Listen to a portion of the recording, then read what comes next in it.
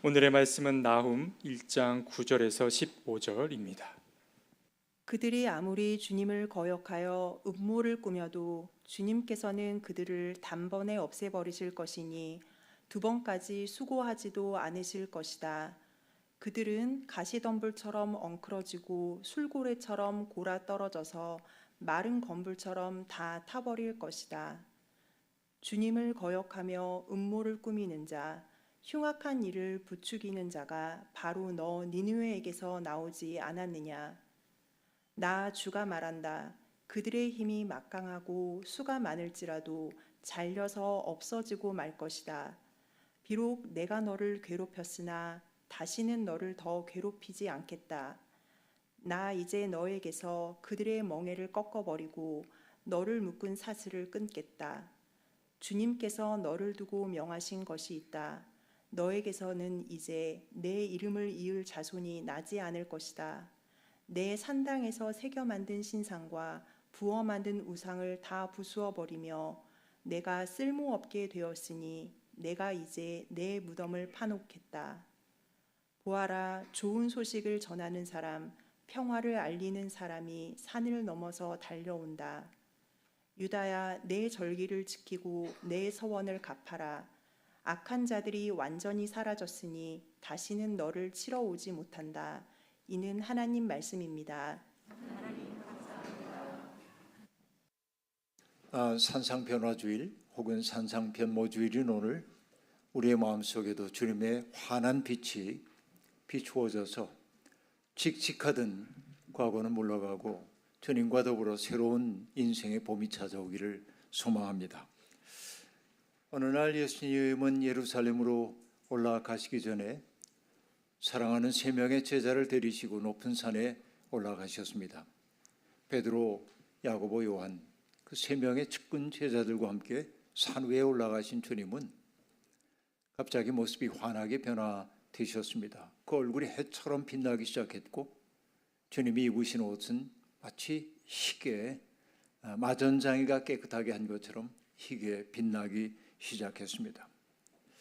그 신비한 빛, 그 빛은 도대체 무엇일까요? 어쩌면 그 빛은 예수 그리스도가 누구인지에 대해서 사람들에게 가시적으로 보여주고 있는 하나의 상징인지도 모르겠습니다. 그렇죠. 예수 그리스도와 오랫동안 동행을 했음에도 불구하고 제자들에게 주님은 자기들과 함께 걷고 먹고 잠자고 그런 분이었습니다. 스승이고 남다른 데가 있으셨지만 그분이 누구인지에 대한 확연한 의식은 없었습니다. 그러나 그렇게 빛나는 모습으로 변화된 주님의 모습을 보는 순간 제자들은 바로 이분이 하나님의 아들이라는 사실을 여실히 느낄 수 있었을 것입니다. 이것이 참 중요합니다. 빛나는 주님의 얼굴, 이것은 바로 하나님의 산에 올라갔던 모세의 모습을 우리에게 연상시켜 주기도 합니다. 하나님의 현존 앞에 들어가서 오랫동안 머물렀던 모세가 증거판을 손에 들고 산에서 내려올 때 그의 얼굴이 빛이 났다고 얘기합니다. 빛나는 얼굴. 모세의 얼굴이 빛이 났던 까닭을 성경은 간단하게 밝혀주고 있는데 모세가 하나님과 깊이 대화를 나눴기 때문이라고 그렇게 말합니다. 저도 하나님과 대화를 열심히 나누는데 저는 얼굴이 아니라 이마에서만 빛이 나고 이게 문제는 문제인 것처럼 보이기도 합니다. 주님이 그렇게 환하게 빛났던 그 변모의 사건이 제자들에게 일으켰던 영향은 무엇일까 생각해 봅니다. 그 놀라운 순간은 마치 섬광처럼 다가와서 그들의 가슴 속에 잊을 수 없는 기억을 새겨 놓았을 것입니다. 그 사건 이후에 제자들이 경험해야만 했던 현실은 간단하지 않았습니다. 주님을 반대하는 사람들이 많았고요. 예루살렘에서는 수없이 많은 적대자들과 맞서야만 했습니다. 예수를 죽이려는 음모가 차근차근 진행되고 있음을 그들은 조금씩 느끼기 시작했고요.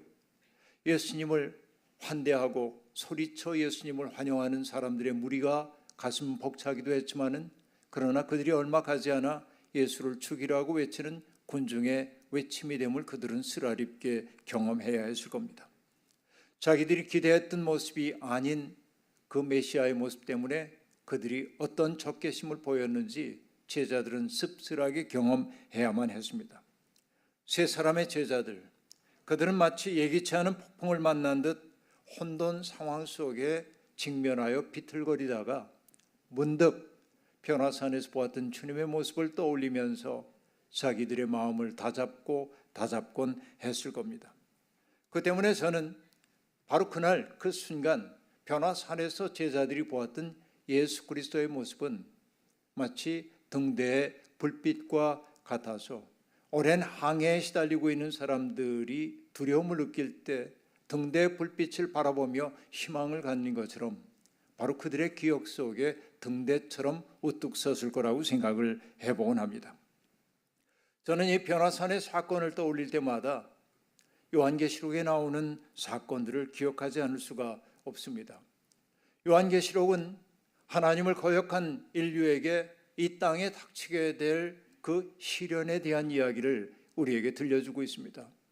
정말 참혹하기 이를 데 없는 시련이 역사 속에 다가오게 되는데 계시록은 자비롭게도 그 참극에 대한 이야기를 하기 전에 먼저 하나님 나라의 조화로운 모습을 먼저 보여줍니다. 요한이 비전 가운데 보았던 것은 무엇입니까?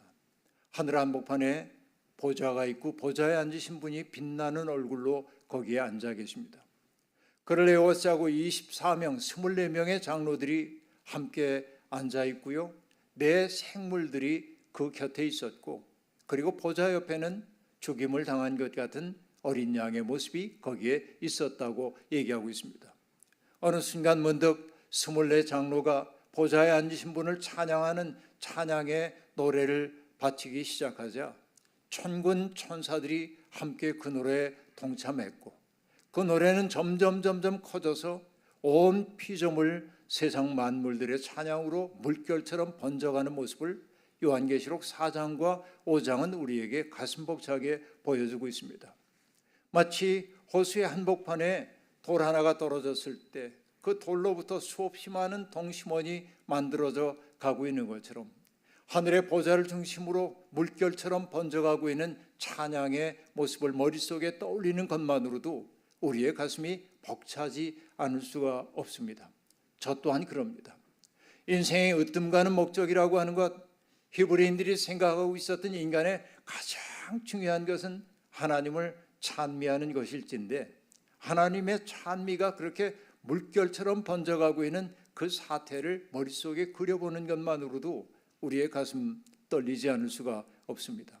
바로 그 기억이 이후에 찾아오게 될 온갖 시련을 감내하면서도 절망에 빠지지 않을 수 있었던 아주 소중한 토대였을 거라는 생각을 해봅니다.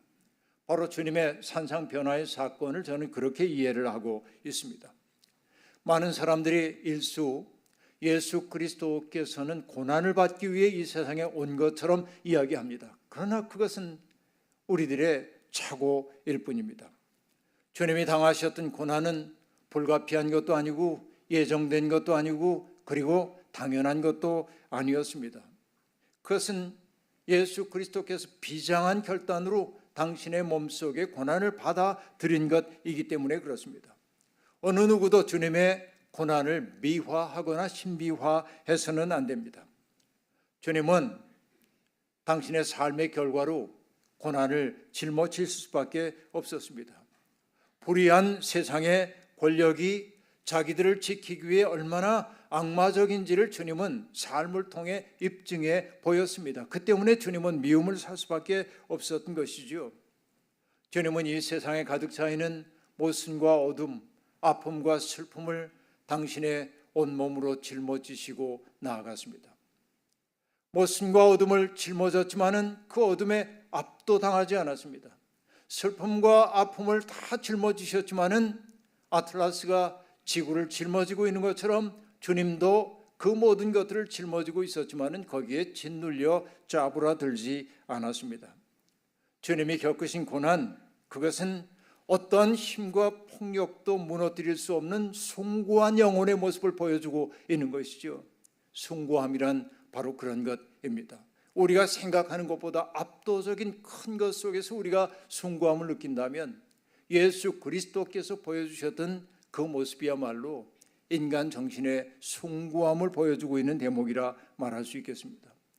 주님은 당신 속에 죽음을 맞아들임으로 죽음을 넘어서는 생명의 길을 보여주셨습니다. 한마디로 얘기하면 그것은 사랑입니다. 하나님의 사랑은 말랑말랑하게 우리에게 오지 않고 고난이라고 하는 그 절차를 거쳐 우리에게 다가오는 것이죠. 이것이 역설적 신비입니다. 십자가는 바로 그런 것이죠. 여러분, 이것이 성경이 일관되게 우리에게 들려주고 있는 하나님의 사랑법입니다. 나훔서도 동일한 메시지를 우리에게 던져주고 있습니다. 나훔은 주전 7세기경의 예언자로 알려져 있고요. 그의 예언은 특별히 아시리아의 수도인 니느웨의 멸망을 예고하고 있습니다. 니느웨 하면 여러분 우리에게 익숙한 한 인물이 떠오르지요. 바로 요나입니다. 요나 이야기는 우리에게 너무나 잘 알려져 있습니다. 니느웨는 그 아시리아의 수도였는데요. 이 아시리아라고 하는 나라는 굉장히 긴 역사를 가지고 있었습니다. 주전 20세기경부터 등장한 나라이니까 그곳에서 아주 오랫동안 터잡고 살던 나라입니다. 물론 역사에 부침은 있었죠. 그런데 우리는 911년경부터 612년 사이를 주님 오시기 전 얘기입니다만 약 3세기 300년의 시기를 구별하여 신아시리아 제국이라고 그렇게 이야기를 합니다. 이때 신아시리아 제국은 대단히 강성한 나라를 이루고 있었습니다. 그러니까 강을 통해서 무역을 하면서 막대한 부를 거두어들이기 시작했고, 그리고 쌓여진 잉여의 부를 통해서 군사를 정비하기 시작했고, 그리고 여러 가지 제도를 정비함으로 주변 세계를 압도할 수 있는 국력을 가진 나라가 되었습니다. 문제는 그 아시리아가 자기의 힘을 너무나 믿었기 때문에 주변에 있는 세계들을 너무나 함부로 대했다는 데 있는 것입니다. 여러분, 지금도 이 아시리아 시기에, 신아시리아 시기에 남겨놓았던 부조물들이 여전히 남아있는데 그 부조물을 보면 우리는 굉장히 끔찍한 모습들을 볼 수 있습니다. 사람의 코를 꿰뚫어 가지고서는 마치 소의 멍에처럼 만드는 일도 있었고요. 이건 뭡니까? 인간을 인간 취급 안 하고 동물로 취급하는 것이죠. 쇠사슬로 묶어가지고 끌고 다니기도 하고요. 그리고 정복한 그 지역의 사람들이 반란을 일으킬지도 모른다는 생각 때문에 그들을 다른 곳으로 이주시키곤 했는데, 이주하는데 속도에 장애를 가져올 수 있는 어린아이들을 돌에 맺혀 죽이기도 하는 그런 일들이 부조물 속에 자랑스럽게 기록되어 있음을 볼 수 있습니다. 한마디로 얘기하면 신아시리아 제국은 제 힘만 믿고 잔악하기 이를 데 없는 그런 문명이었다고 얘기할 수 있겠습니다. 나훔서를 읽다 보면은 그 니느웨를 일컫기 위해 사용되고 있는 부정적 단어들이 등장합니다. 몽해, 사슬, 거짓말, 강도, 음행, 마술, 노략질, 이런 것들입니다. 그 아시리아에 의해 눌리고 있는 사람들에게는 아시리아가 그렇게 표상되고 있는데, 아시리아는 자기 힘에 도취되어 스스로를 뭐라고 얘기하냐면 사자라고 얘기했습니다. 사자가 제 힘으로 정글을 압도하고 있는 것처럼, 밀림을 압도하고 있는 것처럼 자기들의 힘을 가지고 힘없는 사람들을 지배하는 게 당연하다고 그렇게 느끼고 있었던 것입니다. 한마디로 얘기하자면 신아시리아 제국, 특별히 니느웨는 군사력으로 바벨탑을 쌓으려고 하는 것, 마치 신처럼 되고 싶었던 그런 욕망을 제도적으로 가시화한 나라라고 얘기할 수 있겠습니다. 모두가 그 압도적인 힘 앞에서 숨을 죽이고 있을 때 하나님은 나훔 선지자를 통해서 그 니느웨의 운명을 예고하고 있습니다. 너는 망한다라고 하는 얘기입니다. 여러분, 이것이 역사의 엄중한 교훈입니다. 아시리아 전성기, 최고의 전성기에 느닷없이 주어지고 있는 파멸에 대한 예고, 바로 이게 하나님이 하시는 일이라고 볼 수 있습니다. 이 나훔 예언서의 첫 대목은 매우 강력합니다. 주님은 질투하며 원수를 갚으시는 하나님이시다. 주님은 원수를 갚으시고 진노하시되 당신을 거스르는 자들에게 원수를 갚으시고 당신을 대적하는 이들에게 진노하신다. 다짜고짜 하고 있는 이 이야기가 놀랍습니다. 우리는 흔히 하나님 하면은 인자하시고 긍휼이 많으신 분으로 이미지화하고 있는데 나오면 그런 하나님에 대한 인상을 일시 옆으로 밀어놓고 하나님을 질투하시는 하나님, 그리고 원수를 갚는 하나님으로 등장시키고 있습니다. 이것이 매우 낯설게 보여지기도 합니다. 그 때문에 나홈서는 성경에서 잘 읽혀지지 않는 책 가운데 하나이기도 합니다. 하지만 여러분, 하나님의 분노를 모르면 하나님을 제대로 안다 할 수 없습니다. 하나님은 분노하시는 분이기 때문에 그렇습니다. 하나님의 창조의 질서를 훼손하는 세력에 대해서 하나님은 분노하시는 분입니다. 당신대로, 당신의 형상대로 창조된 인간을 함부로 동물로 격화시키거나 비존재처럼 취급하는 문명에 대해서 하나님은 극도의 분노를 품고 계신 분인 것이죠.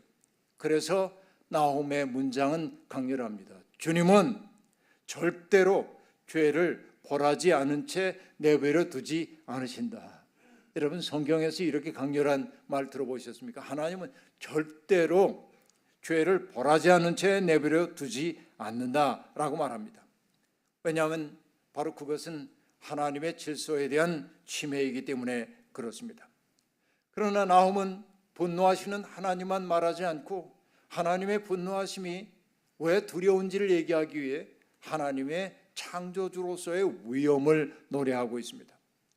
하나님은 회오리 바람과 폭풍우를 자기의 길로 삼으시는 분입니다. 하나님은 바다와 강을 꾸짖어 말리시는 분입니다. 하나님은 바산과 갈멜의 그 우창한 숲조차 시들게 하시는 분입니다. 하나님은 레바논 계곡마다 피어있는 그 꽃들을 이울게 하시는 분입니다. 세상의 모든 것들이 자라나게도 하지만은 그러나 흔들리게도 하는 분이 하나님이라고 말합니다. 나홈은 그런 하나님에 대해서 이렇게도 얘기합니다. 주님 앞에서 산들은 진동하고 언덕들은 녹아내린다. 그의 앞에서 땅은 뒤집히고 세상과 그 안에 있는 모든 것은 곤두박질 친다 말합니다. 굉장히 장대한 비전입니다. 하나님 앞에서 우리는 얼마나 미소한 존재입니까? 여기서 나홈이 얘기하고 있는 산들과 언덕들은 북한산이라든지 남산이라든지 이런 언덕들을 일컫는 말일 수도 있지만 제 힘만 믿고 설치고 있는, 자기의 권력이 굳건할 거라고 믿고 있는 모든 자부심에 가득 차 있는 이들을 가리키는 말일 겁니다. 그러나 하나님은 말씀하십니다. 그들이 의지하고 있었던 그 힘은 일시에 무너지고 말 거라는 이야기입니다. 두려운 것이죠. 그러나 하나님은 동시에 당신만 의지할 수밖에 없는 가련한 사람들의 피난처가 되어주신다고 이야기하고 있습니다. 하나님은 거대한 역사의 수레바퀴에 깔려 신음하고 있는 사람들에게 관심이 많으시다고 말하고 있는 것입니다. 세상에서 들려오고 있는 신음소리를 당신의 나라가 임하소서라는 기도로 들으시는 분이 우리 하나님이라고 얘기하고 있습니다. 천지를 창조하신 그 하나님, 산들도 언덕도 녹아내리도록 만드신 그 하나님이 미소하기 이를 데 없는 우리들의 신음소리에 반응하는 존재라고 성경이 역설적으로 얘기해주고 있는 것입니다. 그렇습니다. 하나님은 오만에 빠진 권력을 심판하시는 분이십니다. 하나님이 한번 손을 드시면은 인간들이 꾸민 음모는 다 분쇄되고 맙니다. 이 말이 여러분 진정일까요? 허망한 말처럼 들리지만, 왜냐하면 우리의 역사 경험 속에 정말 악인들이 잘 되는 것처럼 보이기 때문에 우리는 이 말 믿기 어려워하지만, 우리의 시간을 조금만 늘려서 바라보자고 한다면 역사 속에 등장했던 제국 가운데 무너지지 않은 제국이 어디 있습니까? 모두가 다 무너졌습니다. 바로 이것이 하나님이 하시는 일인 것이죠. 그 때문일까요? 여러분, 노벨 문학상을 받았던 알베르 까뮈는 제국의 무너진 성터를 둘러보다가 문득 이런 이야기를 하고 있습니다. 그들 문명의 폐허가 그들 이상의 부정 바로 그것이다 라고 말합니다. 다 무너져버린 제국의 그 잔재들을 바라보면서 그가 느끼는 거예요. 그들이 꿈꾸었던 이상 뭡니까? 신처럼 되고 싶었던 그들의 이상이 어떻게 부정되고 있는지를 이 표현은 보여주고 있다 하고 말합니다. 여러분, 이것이 역사입니다. 하나님의 뜻을 거역하여 일어난 세력은 나오미 말합니다. 가시덤불처럼 엉클어질 것이고 술고래들이 술고래처럼 골아떨어져서 마른 지풀처럼 다 타버릴 것이라고 말합니다. 이것은 굉장히 문학적인 표현처럼 보이지만은 이 속에 담겨있는 이미지는 확고합니다. 어떤 얘기일까요? 가시덤불처럼 엉클어지고 우린 봅니다. 처음에는 의기투합했던 사람들도 나눠 먹을 이익들이 커지면 제목 챙기기에 여념이 없고 이해관계가 엇갈리기 시작하면서부터 그들이 혼돈 속에 빠지는 일 우리는 일수 보아왔습니다. 그런가 하면은 그들은 권력에 도취된 채 자기들 마치 술 취한 사람처럼 현실 인식을 하지 못하고 있는 것입니다. 바로 그게 뭐예요? 술고래처럼 골아떨어지며 라고 말합니다. 제 힘에 취해 있는 사람들은 현실 인식하지 못해요. 그런데 그들에게 느닷없이 찾아오는 것이 무엇입니까? 마른 건불처럼 다 타버릴 것이며 라고 말합니다. 순식간에 소멸될 것이라고 말합니다. 나홈은 아시리아 왕을 가리켜 이렇게 말합니다. 주님을 거역하며 음모를 꾸미는 자, 흉악한 일을 부추기는 자라고 말합니다. 특별히 나홈이 이렇게 얘기하고 있는 까닭은 무엇일까요? 그것은요, 열왕기서를 보면 알 수 있습니다. 히스기야의 임금 시대의 일입니다. 히스기야의 임금 시대에 아시리아가 군대를 몰아 쳐들어왔습니다. 정말 그 압도적인 힘 앞에서 유다 나라는 망할 수밖에 없는 처지처럼 보입니다. 어떻게든지 이 전쟁을 막아보려 하지만은 아시리아는 타협의 여지가 없습니다. 항복하라고 이야기를 합니다. 히스기야는 어떻게든지 저항해보려고 하지만은 아시리아의 왕인 사네립은 자기의 군대 사령관인 랍사게를 보내가지고 히스기야 왕을 위협하는 말을 합니다. 열왕기하 18장에 보면 이런 말이 등장하죠. 내가 무엇을 믿고 이렇게 자신만만하냐? 전쟁을 할 전술도 없고 군사력도 없으면서 입으로만 전쟁을 할 수 있다고 생각하느냐? 내가 지금 누구를 믿고 나에게 반역하느냐? 아시리아 왕이 히스기야에게 한 말입니다. 열왕기하 18장 33절에 이런 말도 나옵니다. 문민족의 신들 가운데 어느 신이 아시리아 왕의 손에서 자기 땅을 구원한 일이 있느냐라고 말합니다. 그러니까 야훼 하나님까지 이렇게 욕되게 하고 있음을 볼 수 있습니다. 참남하기 이를 데 없는 말입니다.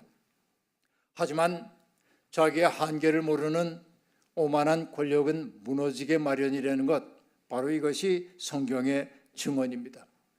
여러분, 에덴 동산에서 뱀이 하와를 유혹할 때 했던 말 여러분 기억나시죠? 선악과를 따먹을 것을 권하면서, 넌지시 권하면서 이렇게 얘기합니다. 내가 눈이 밝아져 하나님처럼 될 것이다 라고 말합니다. 인간의 죄성 속에 있는 가장 본질적인 것이 뭐냐면 신처럼 되고 싶어하는 욕망임을 알 수 있습니다.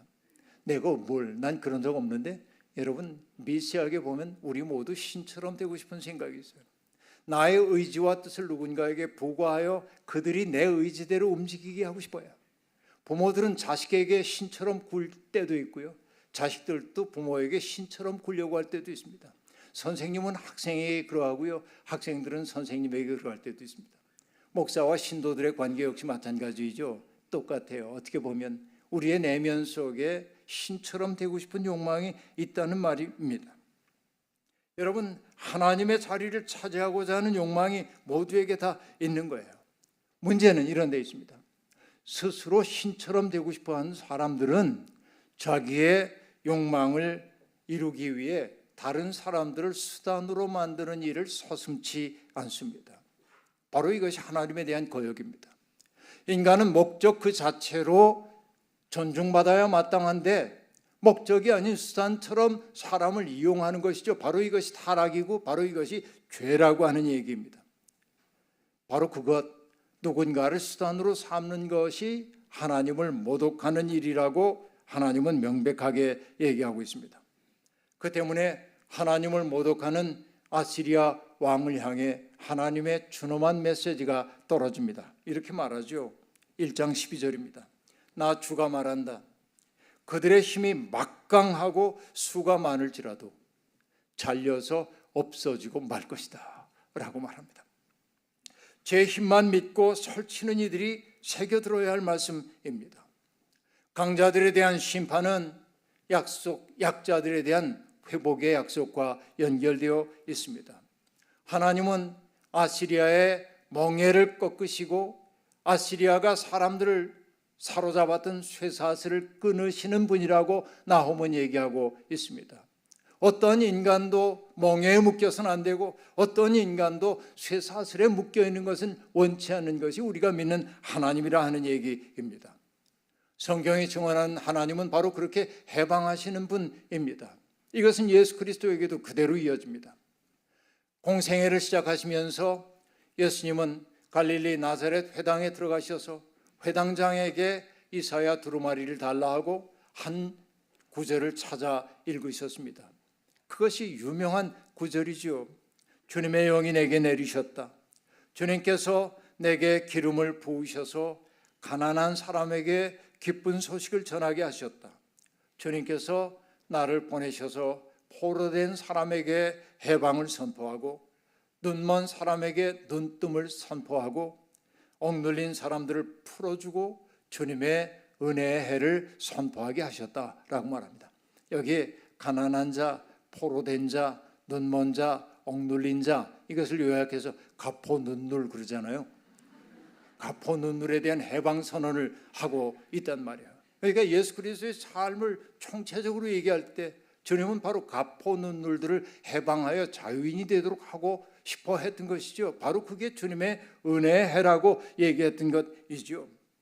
그러나 여러분, 그런 세상은 선포만으로 이루어질 수 없기 때문에 주님은 선포한 그 세상을 살아내기 위해 온몸으로 당신을 바수는 사랑으로 사람들을 섬겼던 것이죠. 바로 이것이 그리스도의 사랑이라고 말할 수 있겠습니다. 하나님은 아시리아의 패망이 철저할 거라고 얘기합니다. 그들의 이름을 이을 자식도 더 이상 태어나지 않을 거라고 얘기하고, 그들이 그렇게 의지하고 있던 우상과 신상들은 다 파괴되어 사라질 것이라고 얘기하고 있고, 그리고 그들이 자랑스러워하던 문명은 다 무너져 그 문명이 있던 자리에 무덤만이 즐비할 것이라고 얘기하고 있습니다. 여러분, 바로 이것이죠. 아시리아가 세력의 정점을 찍고 있을 때 하나님은 예언자로 하여금 그들의 철저한 무너짐을 선포하고 있는 것입니다. 이것이 여러분, 앞서도 얘기한 대로 한 나라의 운명에 대한 이야기이지만은 우리 개인의 경우에도 그대로 적용되는 겁니다. 나는 지금 어떤 태도를 가지고 사는지를 보십시오. 여러분, 과학자들이 밝혀낸 것들이 있죠. 지구에서 통용되고 있는 그 세상의 원리가 우주 공간으로 가도 그대로 적용된다는 거 말입니다. 중력의 법칙 같은 것들. 그러니까 여러분, 하나님이 창조하신 세상은 지구에서든 우주에서든 동일한 법칙 속에 움직여요. 크거나 작거나 국가이거나 개인이거나 똑같아요. 오만한 것, 딱딱하게 굳은 것은 오래갈 것 같이 보이지만은 딱딱하고 굳은 것은 갑자기 무너져 버린다. 이것이 여러분 성경이 들려주는 얘기입니다. 그 때문일 겁니다. 고대 그리스의 철학자인 헤라클레이토스는 지나침은 일종의 화재라고 말합니다. 불. 지나친 것은 불이에요. 처음에는 뭔가를 태우는 것처럼 보이지만은 그 불은 결국 자기를 삼키고 자기를 태울 수밖에 없는 것이죠. 바로 이게 인간의 오매함입니다. 지나치면 반드시 타도록 되어 있단 말이죠. 이게 성경이 일관되게 들려주고 있는 이야기입니다. 여러분, 믿음의 사람들, 우리는 어떤 사람들입니까? 하나님의 통치를 신뢰하는 사람들입니다. 악인들이 사라진 세상을 미리 보고 기뻐하는 사람들입니다. 평화를 선포하는 사람들이 저 언덕 너머로 달려오고 있음을 알아차리는 사람들입니다. 그 때문에 오늘 절망의 자리에 있다 할지라도 희망의 노래를 포기하지 않는 사람들입니다. 바로 우리들은 시편 시인이 노래하고 있는 것처럼 축제의 함성을 외칠 줄 아는 백성은 복이 있습니다. 주님, 그들은 주님의 빛나는 얼굴에서 나오는 은총으로 살아갈 것입니다 하고 노래한 것처럼 우리가 비록 어둠 속에 있어도 그분의 빛나는 얼굴을 바라보면서 기쁨의 노래를 부르는 것이 믿음의 사람들임을 잊지 말아야 할 겁니다. 삶이 아무리 힘겨워도 그 무게에 짓눌리지 않을 수 있는 힘은 하나님에 대한 깊은 신뢰에서 나오는 법입니다. 하나님 나라에 대한 비전이 역사의 무게를 견디게 하는 것이지요. 베드로와 야고보와 요한이 변화산에서 보았던 그 놀라운 광경은 고난의 어둠 속에 살아야 했던 그들을 밑에서부터 떠받쳐주는 든든한 토대가 되었던 것처럼 오늘 절망의 심연 속으로 자꾸 가라앉는 우리를 띄워줄 것은 위에서부터 오는 은총이지만은 그 은총의 빛은 위로부터도 오지만 가장 낮은 곳에서 우리를 받쳐주고 있다는 사실을 잊지 말기를 바랍니다. 우리는 어둠에 지는 사람들이 아니라 빛으로 어둠을 이기는 사람입니다. 악에게 압살당하는 사람이 아니라 선으로 악을 이기는 사람들입니다. 오늘 빛이신 주님을 우리 가운데 모셔드려야 하는 까닭은 바로 거기에 있습니다. 시편 시인의 고백을 우리의 고백으로 삼고 싶은데요. 시편 36편 9절 생명의 샘이 주님께 있습니다. 우리는 주님의 빛을 받아 환히 열린 미래를 바라봅니다. 주님의 빛을 받아 환히 열린 미래를 내다보며 그 미래를 살아내기 위해 기쁘게 전진하는 우리 모두가 되기를 주의 이름으로 축원합니다. 아멘. 주신 말씀 기억하며 거듭의 기도 드리겠습니다.